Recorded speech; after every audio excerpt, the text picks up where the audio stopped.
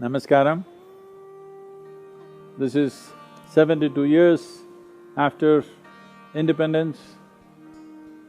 This great civilization, which went through throes of various invasions and occupations, after much struggle and sacrifice, we attained our independence 72 years ago. Many remarkable things have been done in these 72 years, but still there are many things that we need to settle in our country. Well, our space research institutes have done phenomenal work, our business institutions have done wonderful things, our education systems have grown, infrastructure has grown, Indian people have gone all over the world and achieved many things and found success in various dimensions of life.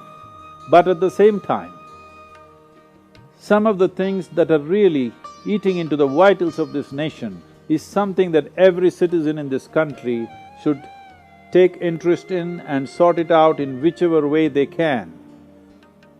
Three most important things that we need to address in the coming decade is, one thing is divisions of caste and creed, which has eaten into the vitals of this nation. This we must settle. Our identity should move beyond caste, beyond creed, beyond communities, and one single identification. It doesn't matter what we practice at home, but our identity should be with our nationhood. This is very necessary for us to move forward as a successful nation. When I say successful nation, I'm talking about those 500 million people who are youthful. We are the most youthful nation on the planet. If this youth has to find a life for themselves, make a difference for the country and make a significant mark in the well-being of the world, the most important thing is we must bind ourselves as one nation together, irrespective of our beliefs, castes and creeds and whatever else we have as smaller identities. If this one thing we do and we get our youth into a state of exuberance and focus, we can make a miracle in this country. We have a demographic dividend right now. This advantage will be there only in the next 10 to 20 years maximum. Within this 10 to 15 years, if we make this happen, that we come together as a nation without working against each other, without talking against each other, without fighting with each other, if we come together as a nation, this whole population, we will be a miraculous nation.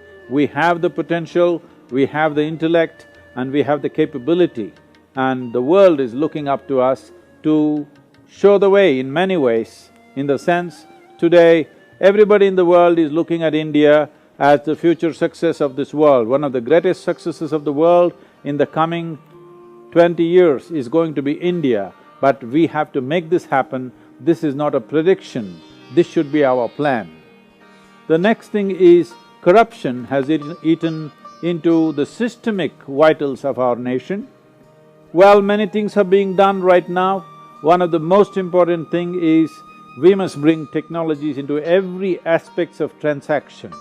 Every aspect of transaction, from a birth certificate to death certificate to banking to everything, if it comes under technology, the room for corruption will be gone, the efforts are being made, the people should cooperate and we should go ahead of the government and make this happen, because this is in our interest in what kind of clean atmosphere we live in, because corruption is not just about money, it takes away the basic human dignity of existing in a nation.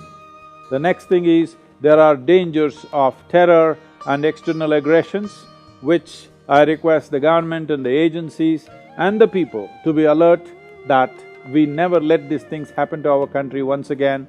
We should not forget the atrocities that have happened to us throughout the last 1000 years, particularly last 250 years. But it is very, very important that we are not resentful about what has happened to us in the past.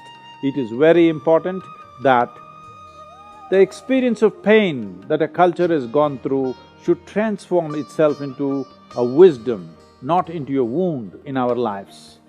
When something hurts us, we can either become wise or wounded. we must become wise and see that this experience leaves us in a mature state, that we will create a nation and a world that will be worthy of future generations. On this Independence Day, I want every one of you, every Indian citizen to take this upon ourselves, that these three evils which are eating the vitals of this nation, we will address it in whichever way we can, and we will not work against each other, we will not speak against each other, but rather speak for the country, work for the country and make this happen, because still nearly 400 million people in our country have not eaten well, they are not well nourished. This must happen. If this has to happen, a collective action of togetherness and nation building needs to happen. I beseech every one of you that on this 72nd Independence Day, we must commit ourselves to ensure